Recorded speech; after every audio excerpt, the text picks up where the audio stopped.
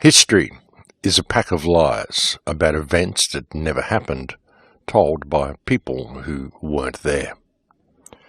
This week's opening quote comes from George Santayana. Welcome to Surviving the Matrix, ladies and gentlemen. My name is Maxwell Egan. It's a pleasure to be with you once again, and I will be your host for the next hour. And right here at the start of the show, folks, I'd like to put out my absolute heartfelt sympathies and send what healing energy I can to the enormous fires that are raging in the Amazon jungle right now. Very, very sad situation we're seeing unfold in the Amazon, folks. Something like 2 million square miles of forest being burned. Absolutely shocking. Incredible loss of life, an incredible loss of medicines, just an incredible loss. And no coincidence either. This fire is most definitely not a natural occurrence. This fire has been deliberately lit, most likely by mining companies. But anyway, I'll leave that there. I just wanted to put out that message and send what energy I can to the Amazon jungle and to those lives that are threatened by this fire. Not just human lives, but all lives. The jungle is a very special place. Another thing, folks, I did an interview the other day that I called the externalization of the hierarchy. During that interview, I was using the word Jayish to talk about the man with small hats. The producer who jumped into the show actually thought that that was self-censorship and we shouldn't use that. We should say the full word.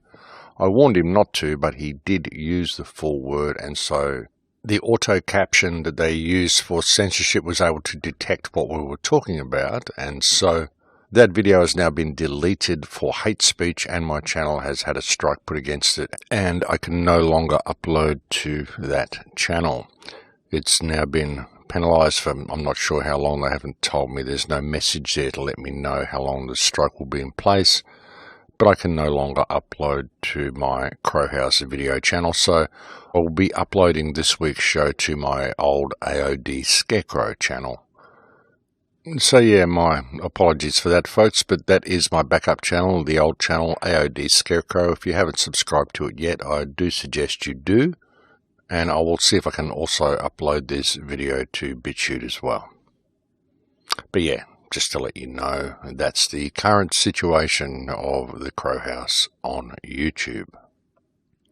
And of course, if you are attempting to watch the show on BitChute, you may find that you can't access the BitChute website. You may have to use a VPN. This is certainly the case if you live in Australia and have a Telstra connection, or I think an Optus connection as well. There are some connections that will still get through, but the main telcos have blocked BitChute at the ISP level, so you can't access it. You need to get a VPN in order to access this website. And that is the same for some other countries as well, not just Australia. So do get a VPN so you can access BitChute, or just get the Opera browser and use Opera to access BitChute, because I believe the Opera browser has an inbuilt VPN. So if you can't afford to get a VPN, you can just use Opera, and that's a workaround for that as well. So yeah, just to keep you informed, folks, of what is going on with the online status of the Crowhouse, which seems to be getting shakier by the day. But getting on with things, what I wanted to actually talk about this week was history. You know, a year or so ago, probably a year ago now, I started bringing you some shows on history. The fact that our history has very likely been fabricated, and this again is something that I started with way back in 2005 when I wrote that book that I've got on my website, Earth's Forbidden Secrets. I was kind of pointing out to people then that history has been fabricated. It simply isn't what we've been told. And there's been some very, very interesting things uncovered in the last couple of years. A lot of people have been looking into this.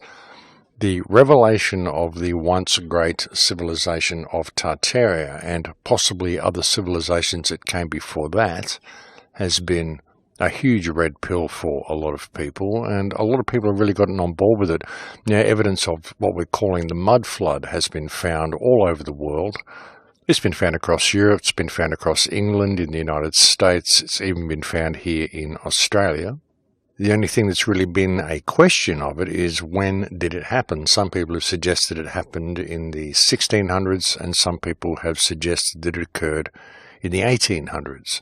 But there is, of course, a possibility that it occurred twice, possibly both in the 1600s and the 1800s. So that's something else that I'll touch on a little bit later in the show. Something else we've identified is the existence of a worldwide root language, which was Magyar. The work of Attila Flink showed that this language was prevalent here in Australia. It was also spoken by the tribes in the Melanesian and Polynesian areas and by the Incas.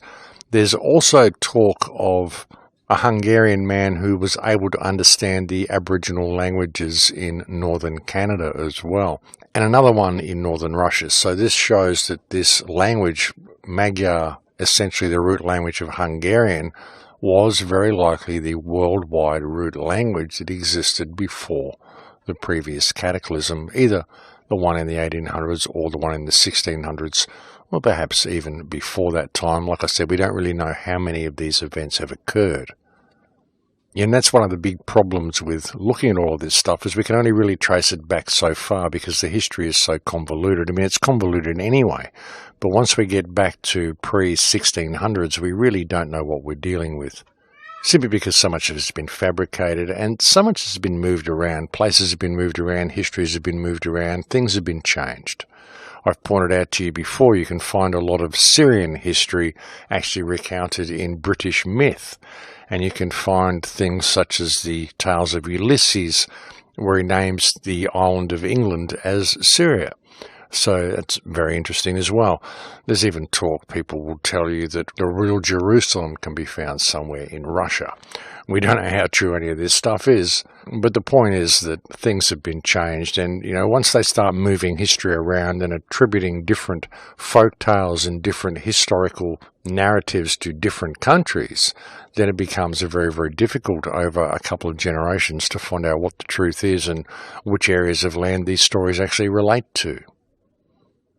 But one of the most interesting things that we find is how the maps have changed over the years. Maps that show lands that are no longer there, maps that depict land at the North Pole, maps that show the island of Friesland being quite a large island with many major cities and villages and mountain ranges and rivers and local smaller islands and all sorts of stuff that was apparently located just southwest of Iceland. This is depicted on many, many maps. That is now gone. An interesting thing about that as well is that there is now a section of Holland that is called Friesland. Obviously not the same place, but it does bear the same name. As I mentioned before, we have maps that depict California as an island. We have maps that show quite a large inland lake called Lake Connibus, which you can see depicted on maps in southwestern North America. A lake that was no longer there. And as pointed out by a friend of mine who's actually living in Copenhagen at the moment, there is a similar situation where there was a lake that is depicted in South America, which is no longer there as well. This, I believe, was called Lake Zaire. An interesting thing is that early maps of North America do not show the Great Lakes as well. And very interestingly, they depict Chicago, which is actually on the shores of the Great Lakes, but they don't show the Great Lakes. It's like the lakes weren't there. Chicago was there, but the lake that it sits on the edge of was not depicted on the map. And the maps are quite detailed. Why would a cartographer not include something as large as the largest lake system in the world if he were making a map? I mean, you think he would notice this sort of body of water sitting there. So why isn't it depicted on the early maps? It's not on maps around the 1500s. It's not until the mid-1600s that we actually find the Great Lakes depicted on maps of North America, and it would appear that prior to that time, they simply weren't there. Interesting. As I said, this has been pointed out to me by a friend of mine. He's an American guy who's living in Copenhagen at the moment. His name is Steve Falconer, and he's put out a few videos on this topic, which are actually quite outstanding videos. He's really done some good dot connecting. And if you're watching this on YouTube, I'll be sure to put a link to his videos or his channel below in the description of this video. What he's done is he's looked at the reports of strange events and cataclysms and things that have been recorded in books from the 16 and 1800s, and something remarkable that he's found right through the mid-1600s is the incredible amount of reports of comet activity in the sky at that time. We can, of course, question whether these were actual comets that people were reporting or whether it was simply plasma activity or meteor showers or whatever. But it's quite remarkable to see the amount of comets that were reported, the amount of activity that was happening in the sky, and to see the amount of Earth changes that we see depicted on maps at that time as well. And the same can be said for around the 1800s. We see all sorts of reports of strange occurrences, such as large earthquakes that rocked 5 states of the United States in the mid-1800s, around 1812. And many people will remember the date 1816, which was recorded as 1800 and frozen to death many places around the world. So there appears to have been some sort of worldwide catastrophe that happened both in the 1600s and in the 1800s. And all of this can also be related and ties into grand solar minimums that happened at that time as well. An interesting thing is that we are heading for another grand solar minimum now, which is beginning to start now and is set to be in full swing by 2040, 2050. And if history has taught us anything, it is that these grand solar minimums are times of extreme upheaval on the Earth. Well, that certainly seems to be the case if the maps that we have available to us and the records from the time are anything to go by anyway. And you'll find that records from both these times also depict a large amount of activity in the sky. Some may attribute this to being UFO activity.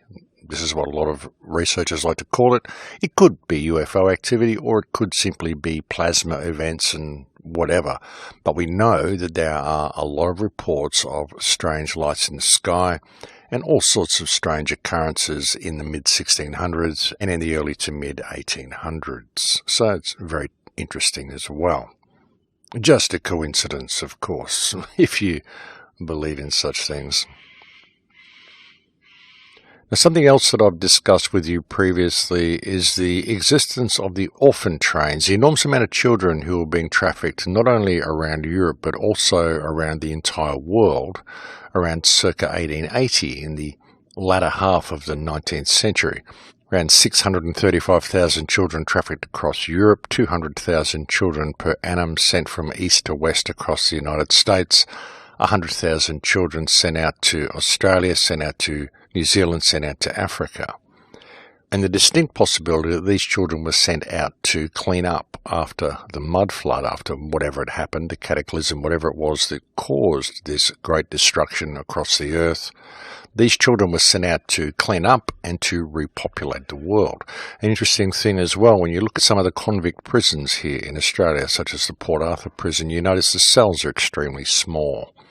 So you've got to wonder who the convicts were, the so-called convicts who were sent out here. Was it really convicts, or was it actually children that were sent out and kept in these enclosures and then put to work during the daytime?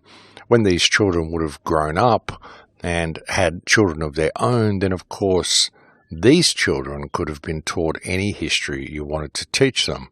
The original children that arrived in these places wouldn't even have been interested in history because they would have been too concerned with day-to-day survival in the conditions they would have been forced to endure to even have any concern about history at all. They'd be too young to even be worrying about it. They wouldn't be concerned with how they got there. They'd simply be concerned with getting through each day.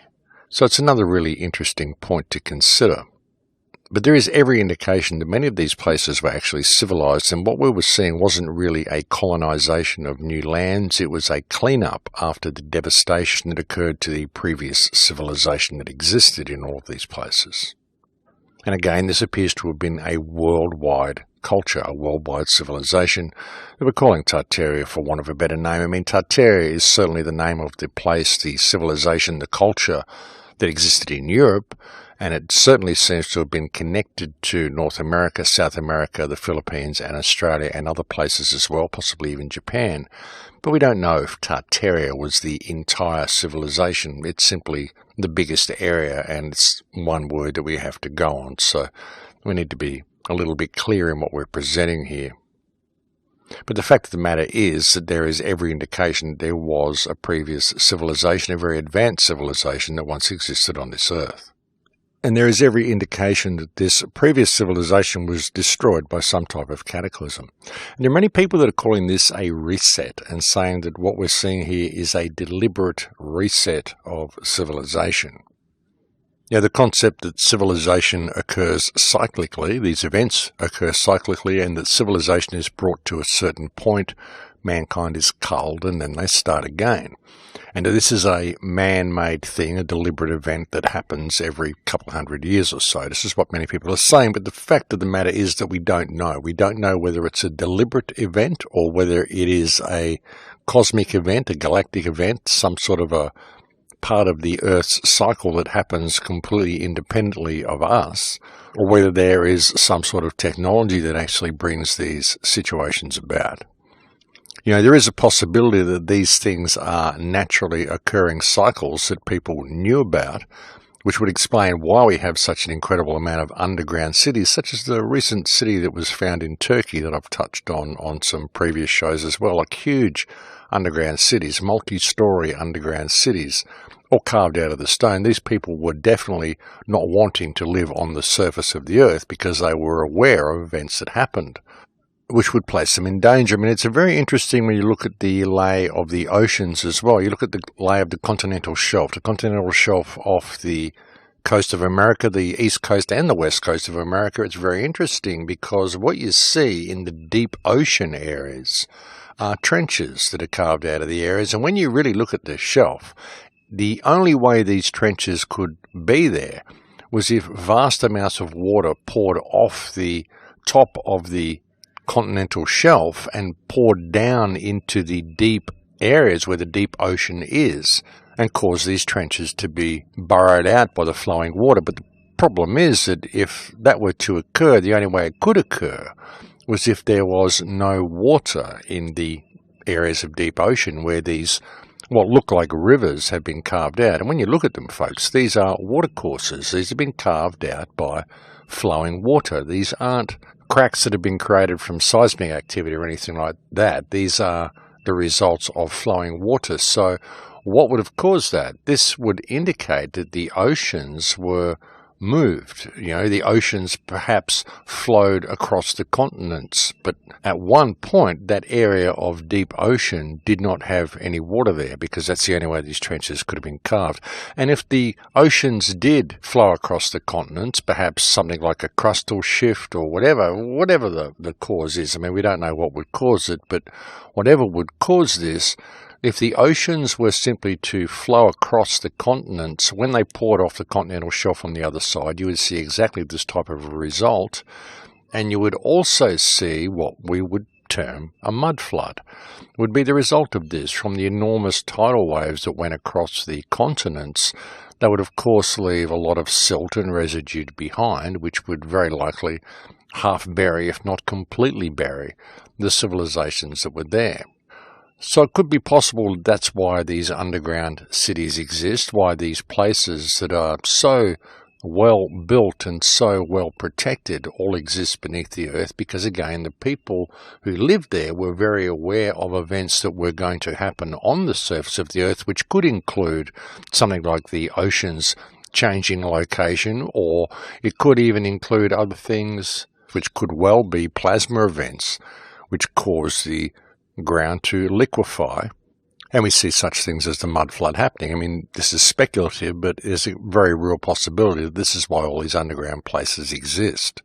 And there are quite a lot of underground places, folks. It isn't just one in Turkey. There's a whole bunch of underground structures that we found all over the earth. And we all know about the deep underground bases that this culture, this civilization we're in now has built. You know, the deep underground military bases.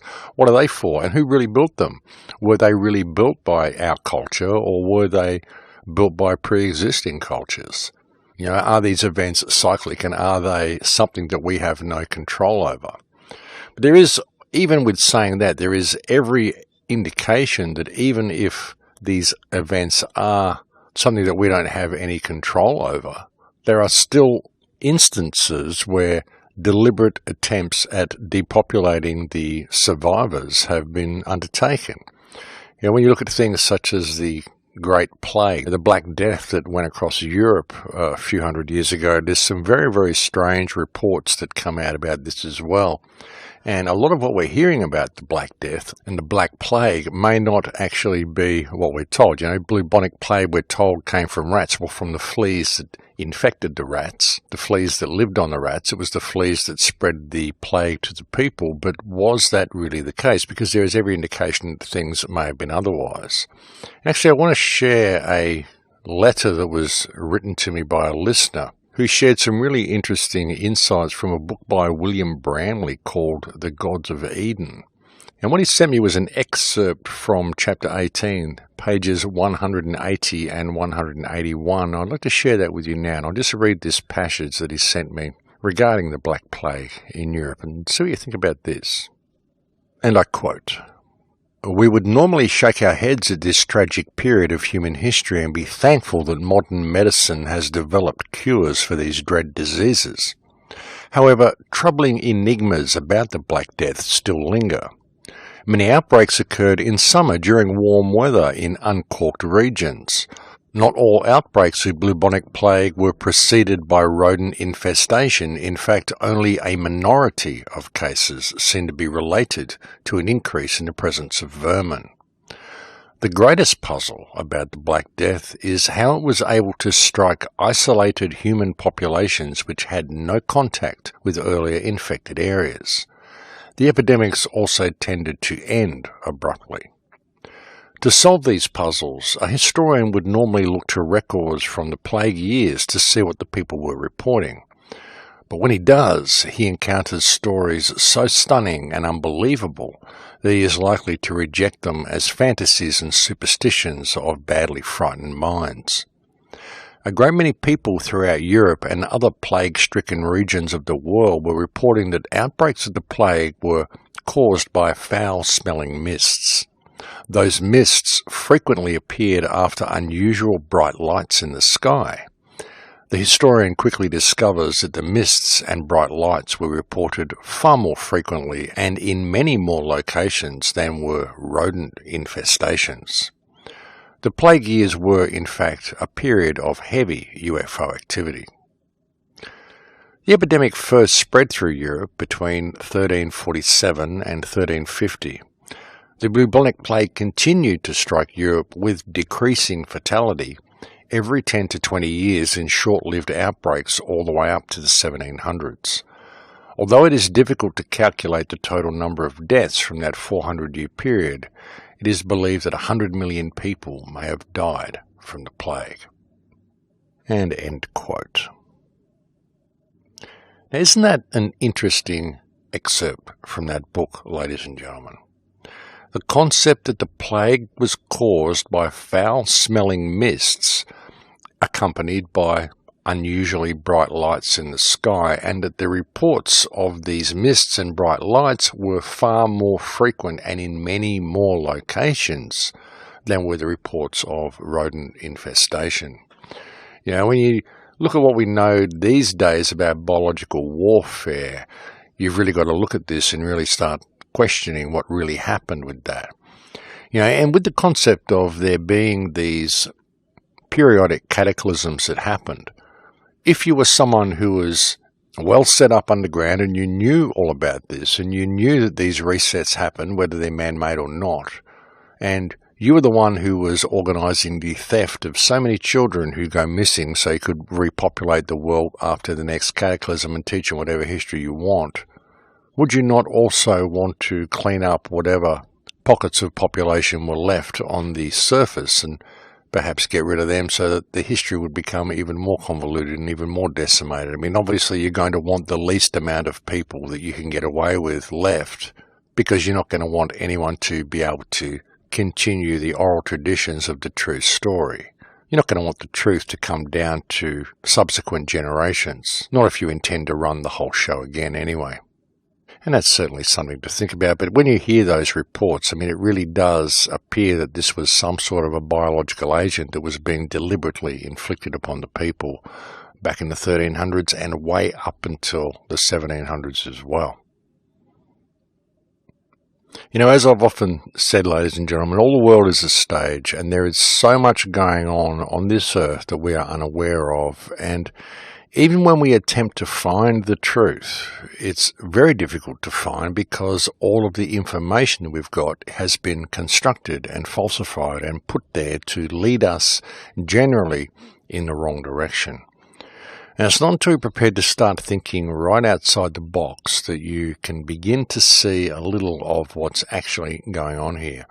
That's why it's so important not to get stuck into belief systems along the way as well. I mean, consider everything, but believe nothing, because once you adopt a belief system, then all the information that comes to you is going to be judged in accordance with that belief system. And stuff that doesn't fit in with your belief system, you may disregard and you may discard. And it may well be important information which will one day lead us to the truth. So all things have to be considered, but I find all of this sort of stuff fascinating. You know, really when you just look at what the maps say and you look at what the reports from the times say, and you look at what the evidence that is lying all over the world says on its own. I mean, the stone monuments that are left as relics of this past civilization really do speak volumes. They speak in a very, very loud voice if people just have the right type of ears to hear and the right type of eyes to see what they're actually looking at. You know, you do this and you approach it from the right angle and approach it with a very open mind, and the picture begins to paint itself and the truth begins to rear its head and show itself to you. It's just, as I said, it depends on how far you're prepared to think outside of the box, because there's a lot more going on here than what people would ever consider to be true. But the fact of the matter is that when you really start looking at this stuff, you begin to see that many of the old stories of myths and legends and stuff that we would deem to be fantasy may not be quite as fantastic as we think, and may actually have its basis in reality and in some very real history that has been very well hidden from us. But I think we have reached break time there, folks. I'll leave it there for now, and we'll come back to this after the break. Thank you for joining me on the air today. It's always a pleasure to have your company. And I'll be back to speak to you again in a few minutes. Thanks for listening, and don't go away because there's plenty more to discuss. And welcome back to the show, ladies and gentlemen. So one of the most difficult things in attempting to bring any of this type of information to people is that real truth can never be told. Real truth must be realized. Most people have belief systems that get in the way. If you try to tell people the truth, they simply won't believe you. And as I've said many times, the truth seems to be pretty subjective depending on what people want to believe. If you want to look at it that way, when you look at it in regard to the truth movement, anyway, the truth movement in inverted commas, which I believe shouldn't really have even been named the truth movement. It should more be a freedom movement, because that's what all this is about. That's what this has always been about, is establishing the freedom we need to discover what the truth is. Because until that time, you can believe anything you want to believe. It doesn't make any of it true, because all the information has been put there to lead us down whatever rabbit hole resonates with you. And that's really what it comes down to, folks. It's what resonates with you. It's not what's true at all. It's what you choose to believe. And that's the situation that we're up against, because, the real truth, what is the real truth? There must be some real ultimate truth, but nobody knows what it is. And until people are prepared to admit that, we're never going to get anywhere, until people are prepared to put their beliefs down and just look at things and let the path unfold before you as it will, without choosing to believe anything. Then we're never going to get anywhere. Once people are prepared to do that and prepared to respect the people around them, then we may actually begin to make some sort of a difference. Because lack of respect for people around us, the lack of respect for people who think differently to anybody with a belief system is one of the things that is used to keep us so under control.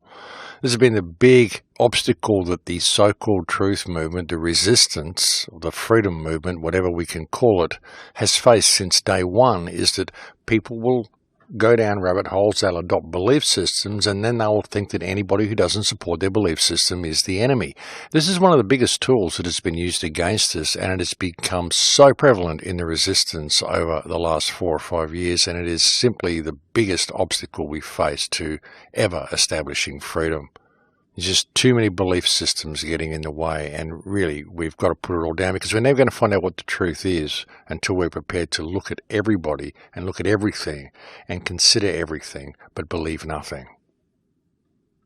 You know, the problem is, when even doing this type of research, is that too many people find stuff that resonates with them. It appeals to their romantic sense of adventure, and then they adopt the belief system and they jump into their own self-constructed box. You know, many people who claim to be thinking outside the box may well be thinking outside the mainstream box, but unfortunately all they're doing is thinking inside a new box that they've constructed for themselves simply due to adopting a belief system as soon as they found some information that resonated with them.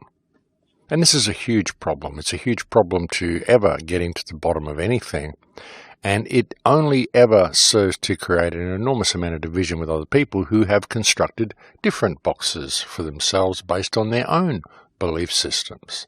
And it all depends on what information people have looked at and what has resonated with them and what they've made of that information. And they may have not had access to the same information as other people because so much has been put out there.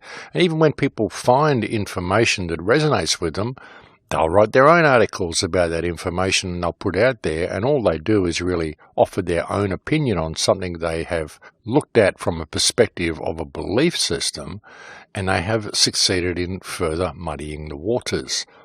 This is what happens with so many of the books we read. You know, many books we read are simply people offering you their opinion on another book that somebody else has written, which is very often that person simply offering you their opinion on a previous book that someone else has written.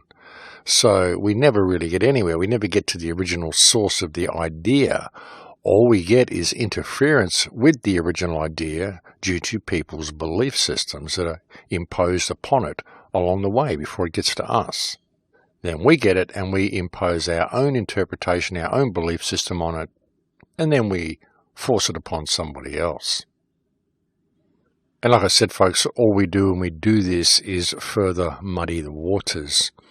As once said by Mark Twain, most people's beliefs and convictions are, in almost every case, gotten at second hand and without examination from authorities who have not themselves examined the question at issue, but have taken them second hand from other non-examiners whose opinions about them were not worth a brass farthing to begin with.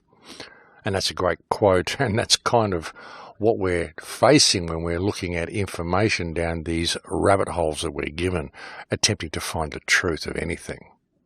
That's the thing, you know, and even with people researching history, attempting to find out what the true origins of whatever race you're looking into, the white race, the black race, the Chinese race, whatever race people are looking into, even the true origins of the civilization Tartaria that we're trying to find information about, any of these things, we've got to understand that most of the history books we're looking at have been falsified. Most of the timelines are wrong. So, you know, where do you start? Where do you even begin to find the true information that's going to give us a factual story? Is it anywhere out in the mainstream? Are we going to find it anywhere that isn't locked into a Vatican vault or something? I mean, that's the question, folks. How difficult is it to find the real information?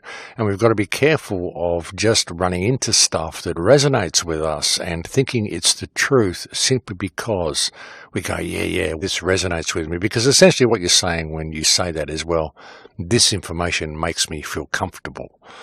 But the question is it actually truthful information, or has it been put there simply because the people who put it there knew that it would make you feel comfortable? And you've really got to use a certain amount of discernment when looking at all of this stuff, folks. You really do. It really is a mess out there, folks, so you've really got to be careful what you choose to believe along the way, and how you choose to interpret other people's words, and what belief you choose to put on them and then put out for the world to muddy the waters. As I said, this is generally what we do. When you can see how this works, you can see why it was so necessary for them to construct a conspiracy culture, and how it was so easy to construct a conspiracy culture around the real conspiracy that does exist. And the real conspiracy is one that I think everybody knows, and that is the fact that we are very, very much under control. What's going on here essentially is a system of people farming. It's just figuring out who the farmer is and where the borders, the fence line to the farm is, so we can all escape, if such a thing is even possible. Whether this is even just some type of recycling situation where our souls and our consciousness gets recycled all the time.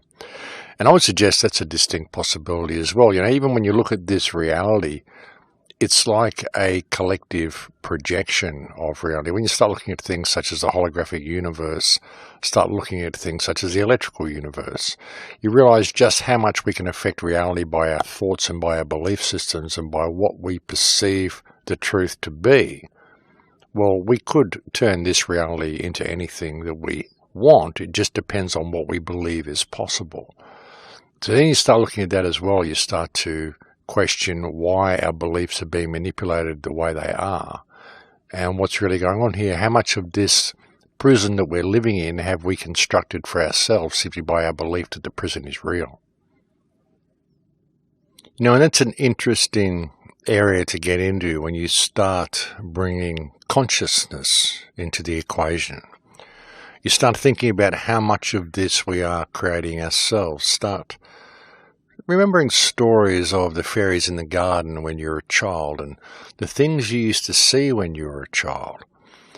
Things that you can't see now, but you were sure existed when you were a little child. The stories from Castaneda, Don Juan, when he talks about the fleeting shadows that the children used to see in the garden, but by the time they become adults, they've convinced themselves that they can't see these things anymore. Imagine what would exist outside visible light that we could possibly see if we were simply able to believe that we could see outside visible light. How much of what we cannot see and what we cannot perceive is based on what we perceive reality to be, based on our belief of what is possible within the parameters of what we call reality. Because very often what we perceive reality to be is based on our scientific interpretation of reality, not on our spiritual or emotional or etheric interpretation of reality.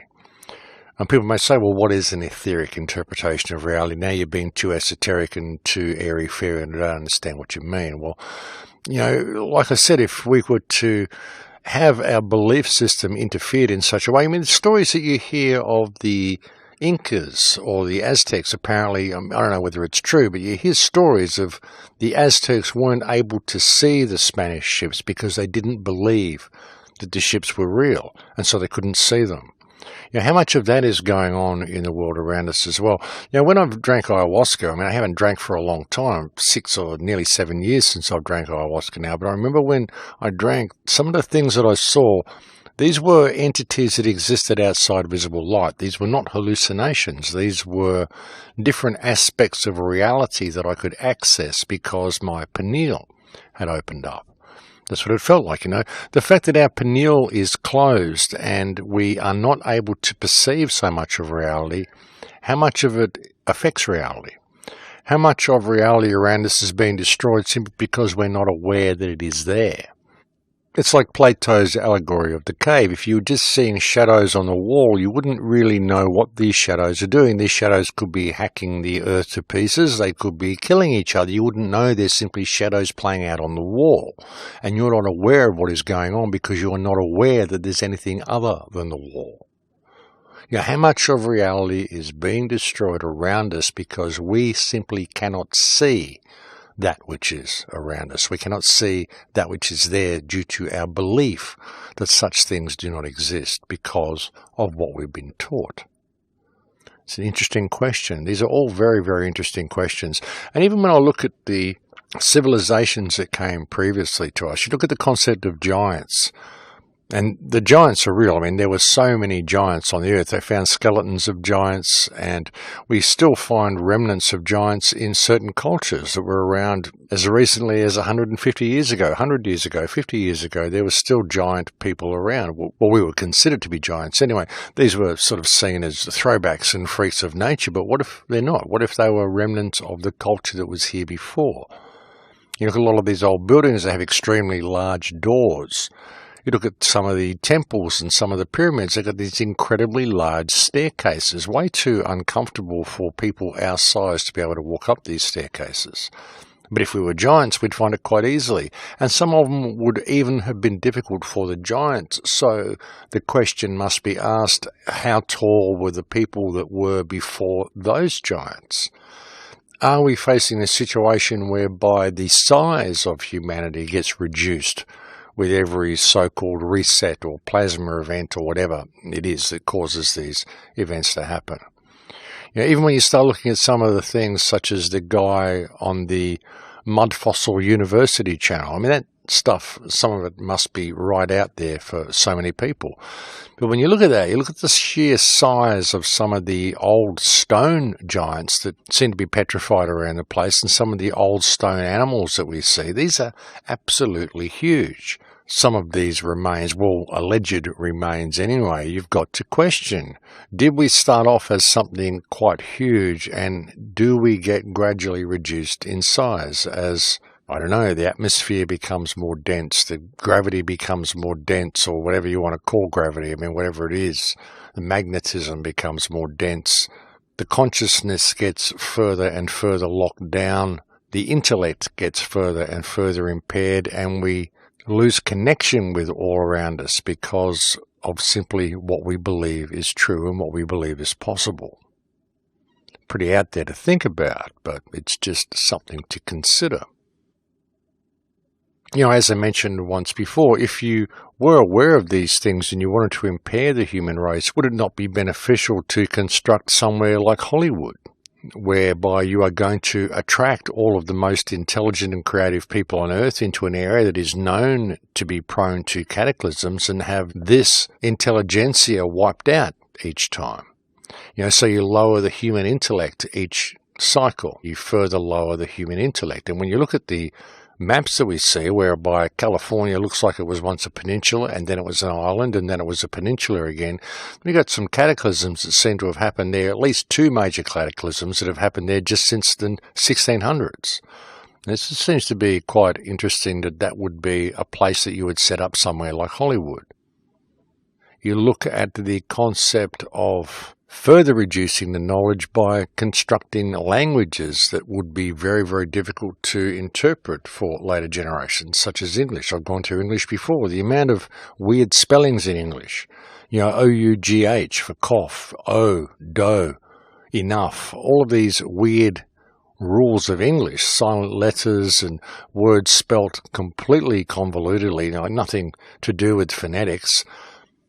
Very, very difficult language for people to understand. If we're writing down all of the tales of this modern world in English, and we're expecting races that come after us to be able to interpret these writings, well, we're really going to be pushing heavy loads uphill, folks, because it's very doubtful that anyone's going to be able to figure out the grammatic rules of English, because they're just so convoluted. It's very difficult for people, even in the modern world, to learn how to speak English. You know, someone from another language to learn how to speak and interpret English, because it's just such a convoluted language.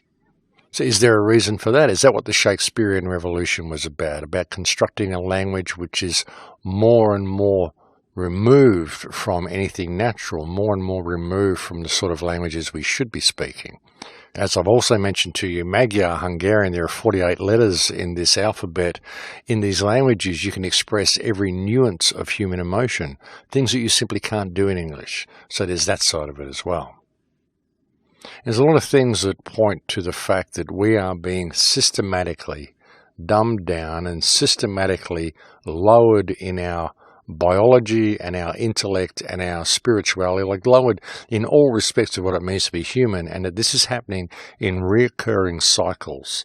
that are quite predictable. And if history and the remnants and artifacts and even sunspot activity and all this stuff is to be taken and assessed and correlated and put together, it would appear that these events happen possibly as quickly and regularly as every 200 years.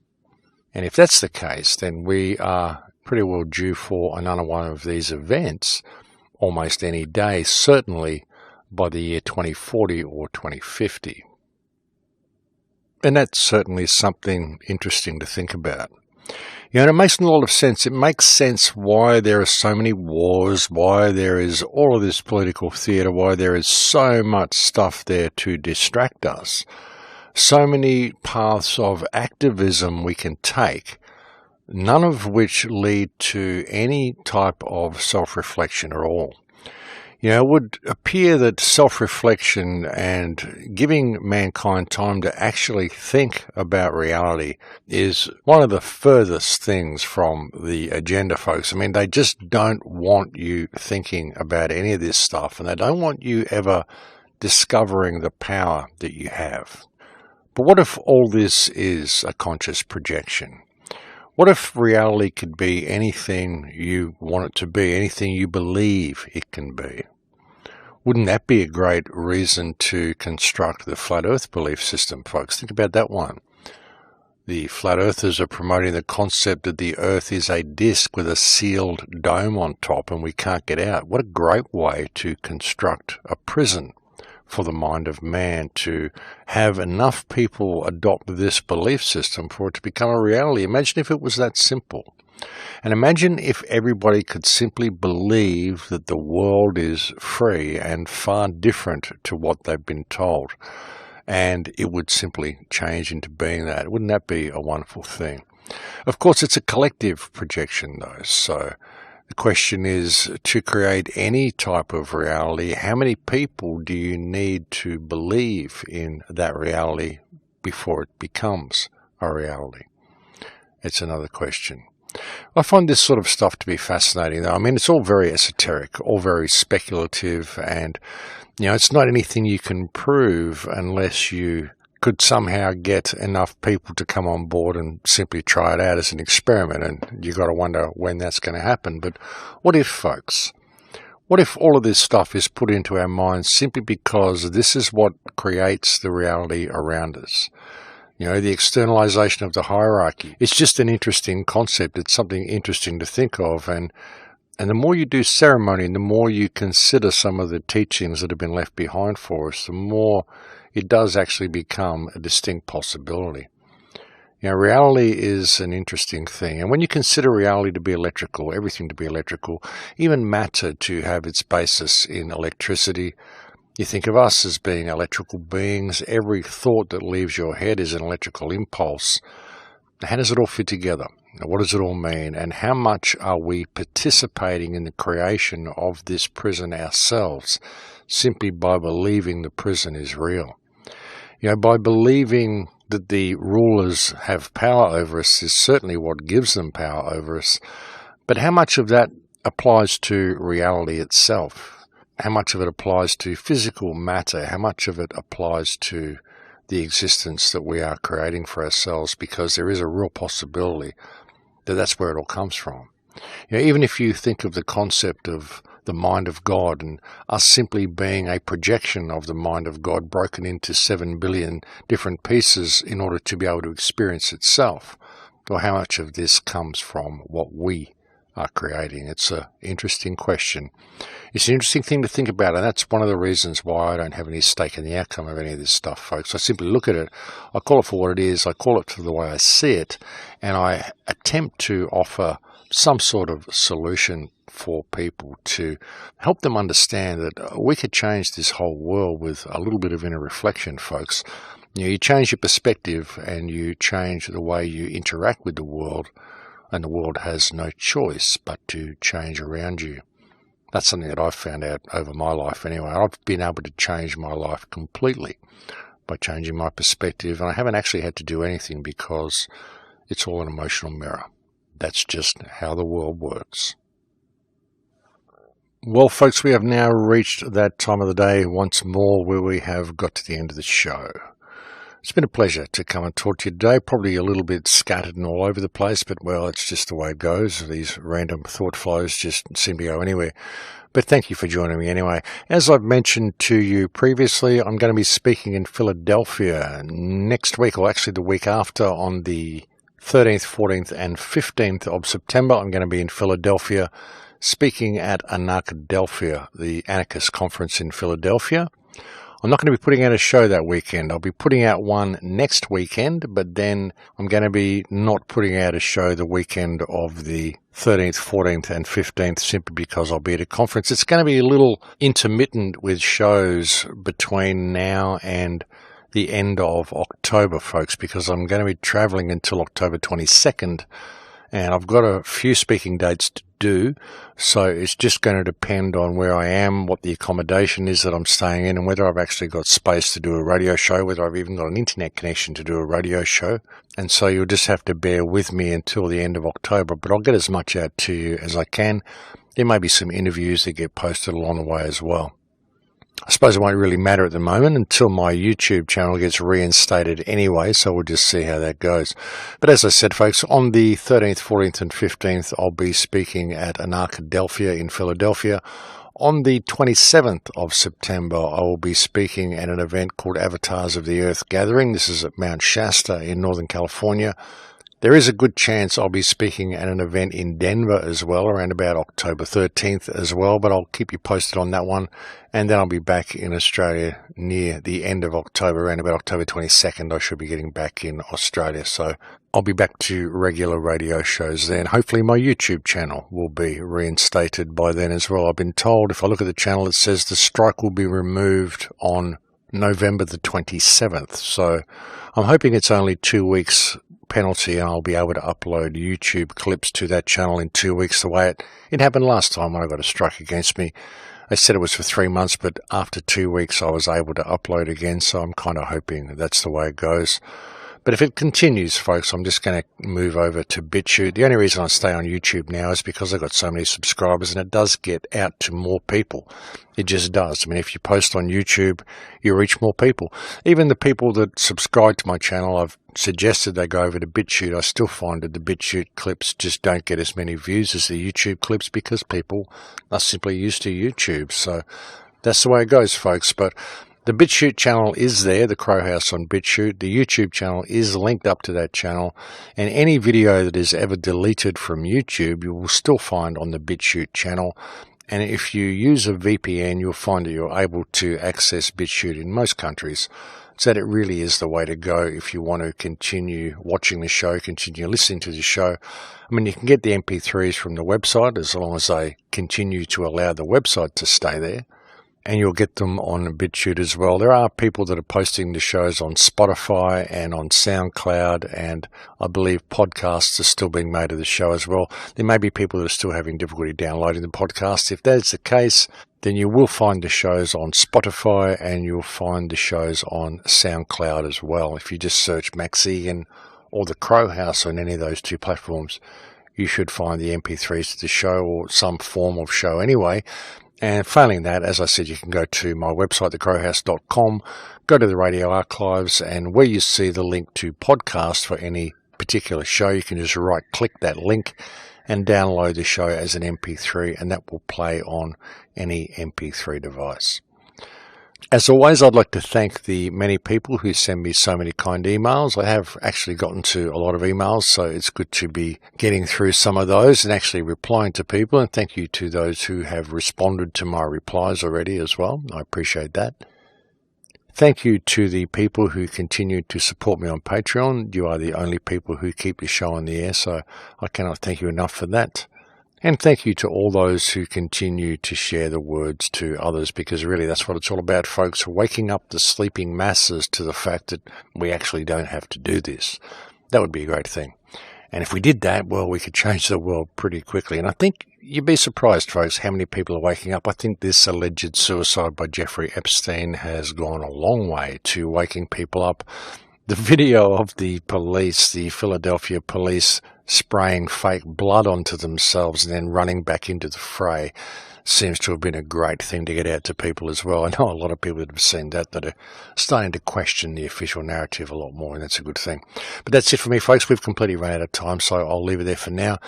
Thank you for joining on this show today, and I'll look forward to speaking to you again next week. Please take very good care until then. In Lakesh.